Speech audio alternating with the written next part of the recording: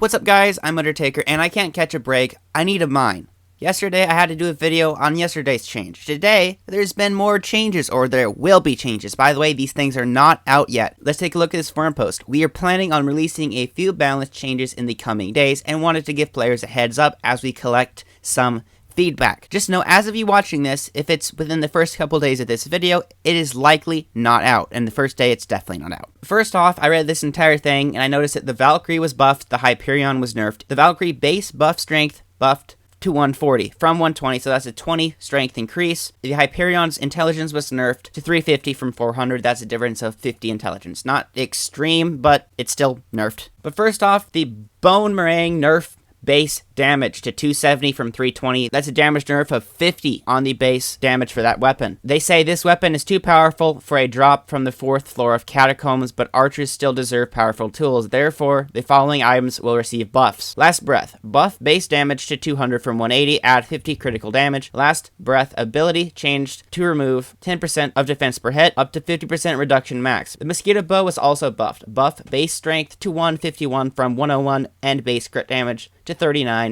from 9. The Boomerang was buffed, and I'd imagine people that play dungeons care about this, but I don't play dungeons. I mine all day, and I kind of want to mine right now, but no, I have to make this video to show you guys what is changed, or what will change. The Australia, buff base damage to 270 from 260. Buff base defense to 250 from 210. Add 20 true defense, and then it adds 1 extra defense per Catacombs level. The Skeletal, I hope I'm saying this right, buff base damage to 270 from 260. The Wither Impact / Implosion was also nerfed. This is what goes on the Hyperion, the Valkyrie, the swords like that. Nerf radius to 6 blocks from 10 blocks. And the Midas Staff was nerfed as well. Nerf base damage at 0 coins from 16,000 to 6,000. However, Midas Staff still scales to 32,000. The Dark Goggles, Shadow Goggles, Wither Goggles, the ability damage will now be additive instead of multiplicative. This is a nerf. Yeah, I'd imagine it's a pretty significant nerf. Honestly, I'm not really too familiar with dungeon things, but this sounds pretty big. Reaper Mask, Wither Relics, Silk Edge, Frozen Blaze, upgrade from Epic to Legendary. So this is cool. So now if you have recombobulated Frozen Blaze, it's now mythic. The Tarantula Helmet, cap radioactive at 1000 strength, 100 crit damage. So is this a nerf to Terra Helmet? They say, as a tool for fighting Tarantula bosses, the Tarantula Helmet worked well, but it was used outside of its purpose to a devastating extent in dungeons and by in-game players. This change will mostly keep the Terra Helmet as it is currently, but greatly reduce its effectiveness in unintended situations. So basically, this sounds more like a nerf to poor rich people. So instead of using the Terra Helmet,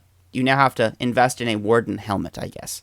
The Skeleton Pet, Skeletal Defense, the third perk, changed to a 5-second cooldown, and it deals half the original damage. This is what they have to say about the Skeleton Pet. Skeleton Pet is currently underused, and this perk in particular stood out. By reducing the cooldown to 1/3 of the original time, and only reducing damage by 1/2, the overall damage gained from it increased, but more importantly, it makes the skeleton better at protecting its master, and will more frequently fire at enemies. And by the way, this is also major. The Tiger Pet was nerfed. Base ferocity buffed to 25 from 10. Now the pet will gain 0.25 per level. The Tiger Pet, Merciless Swipe nerfed to 50% more ferocity from 100% legendary epic. Will be nerfed to 15% for common and 33% for an uncommon / rare, which means it'll get a lot less ferocity. The Tiger Pet was, they made a typo, in an overpowered position where, because it acted as an additional buff on top of already strong ferocity items, it became better than other pets like the Ender Dragon or Golem for damage. We want to keep it as a useful pet for early players, it costs 15 million coins at base for the legendary one, okay, as a useful pet for early players, but reduce the impact it has on in-game sets so Tiger can fulfill its purpose as a relatively affordable pet without displacing the more expensive ones. I mean, personally, I don't think Hypixel chose the best time to do all these nerfs when they're already doing all the things with the Skyblock mods. They're pretty much pouring gasoline on the community and lighting it on fire. Like, that's pretty much what they're doing to the community. I mean, the mod, they did make a clarification post, and it's okay. They're not going to remove all the mods, right? A lot of features we know and love are going away or getting changed to a less useful state. But anyway, let's talk about the Lion Pet. The Lion Pet adds 5 ferocity as a base stat. Lion Pet change first pounce to increase the effectiveness of first strike / triple strike and combo by 100%, 75% for a rare pet. Lion Pet change King of Jungle, gain 15% more damage to mobs who have attacked you. Lion Pet was disappointing as a damage pet, and it was only used for its first hit bonus. So does this make the lion pet good? We'll have to see. Boss changes. Currently, most bosses in the game have a damage soft cap, meaning after X damage, players only deal 10% of the remaining damage. We are changing this mechanic of a few bosses: Arachne, the Magma boss, Ender Dragons, the Endstone Protector, and the Headless Horseman. On all of these bosses, the soft cap will change to multiple soft caps, ending with a hard damage cap based on their max health. Basically, you can read this. I don't want to read it all out. It's too long. Any damage below 0.4, the total health remains the same, but all that other stuff, there you go. Alright guys, this is extremely major, and I'm probably going to make a YouTube short separately about this thing specifically so people know what to do. But,